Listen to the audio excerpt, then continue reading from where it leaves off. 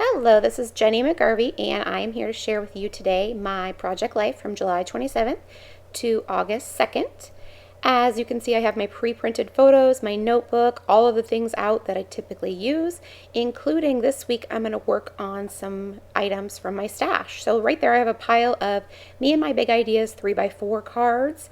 A bunch of them are so cute and I absolutely love using them, so it's the perfect excuse to just use some of my stash and get going.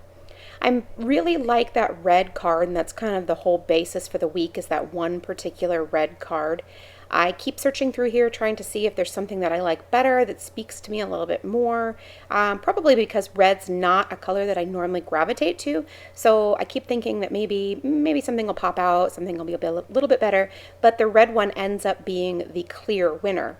So I will hit this week with a red overall theme. I mean, not really because it's only one page and so I'm not going to go crazy, but using a red when I can. I go through my 4x6 cards and I don't have any Me and My Big Ideas cards in 4x6, so I use just some of my other stash. I believe the lower left is a Studio Calico and the lower right is a Scraptastic. They're both old, they're both just stuffed in with the red cards in my stash. Now I have these American Crafts DIY gold foil stickers, and I want to use those to write Vegas on that photo.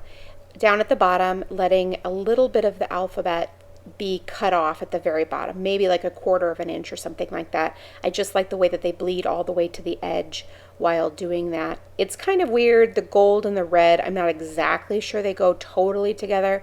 However, I keep reminding myself that metallic colors are a neutral, and so of course they go with gold, right? Okay, yeah, I thought so too. So anyway, now that I have that part finished, which was sort of my one main idea for the week, I'm going to go ahead and embellish some of the rest of the stuff. As you know, I'm a big fan of using labels directly on photos. It gives me the opportunity just to write a couple of words of journaling right on top of a photo without it adding extra space in pockets. Since I now do this project in one page, I don't have a whole lot of extra room. So the label stickers really allow me to get the journaling down there without taking up needless room. Now again, another label sticker, but this time a smaller one, just to document that small photo of my son and our friend's dog, which was so cute. And I know someday I'll be like, oh my gosh, who was that dog? So therefore, having just a tiny bit of journaling will help jog my memory down the line when I do look at these albums, which, by the way, we do look at our albums, and that's why I still keep my pages in albums. And I know that someday these really will be a treasure. And we have actually already referred back to my albums a ton because people will say, oh, when did this happen? No, I think it was then, whatever. So I've pulled out a flare from my stash. I end up having a ton of flare left over from various kits and manufacturers or whatever, and I just keep them. Now, adding that little airplane was absolutely adorable and I love it, so I just added it and then hashtag Iowa or bust underneath. I just think that's fantastic. Now, I had this piece of pizza, which is kind of random, but we love pizza when we're in Iowa, so which is the second part of our trip was to Iowa from Vegas. So I decided, you know what, let's go old school and I'll just cut the pizza out like people used to, like cutting out people or images or whatever from the photos. So I thought it was really funny just to have a little piece of pizza.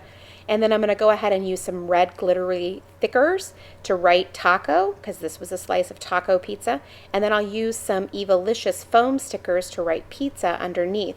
They're not as puffy or thick as the foam ones, but they do exactly what I need them to do. So they work out perfectly underneath, and they're really, really basic, so they don't take away from the weird photo and the foam stickers.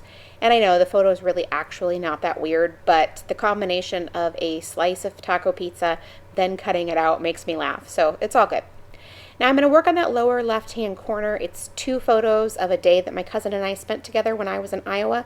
If you've seen any of my videos before, you know that I do like to put 2 or 3 multiple photos on a 4x6. It helps me get more photos on this page since I don't do 2-page spreads that often anymore.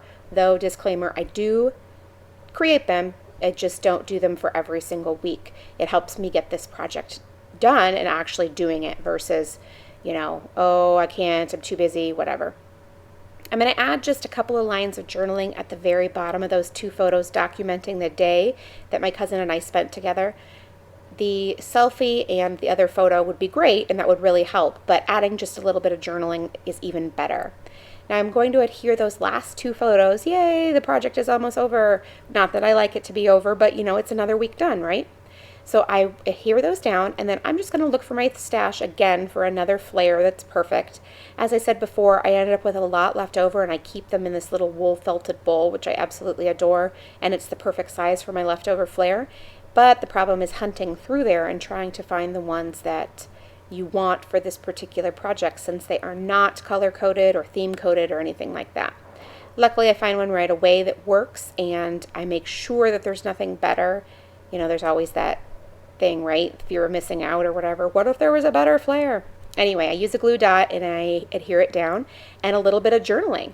Thanks for stopping by. I hope it's a great day. Please leave me a thumbs up if you enjoyed this video. It lets YouTube know what you like, and it lets me know that you like my video. Thanks so much.